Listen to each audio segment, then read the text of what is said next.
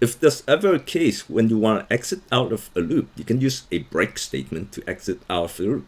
For example, here I have a loop. I have a repeat until loop, and it keeps looping until count is greater than 5. Then it exit out, it print count equal to the value of count, which is 6.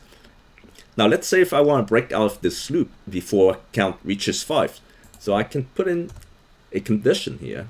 If count is greater than 3, then break.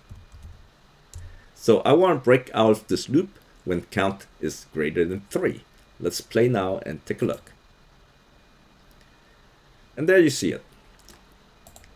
It printed count equal to 1, 2, 3. So when count is 3, it printed count equal to 3.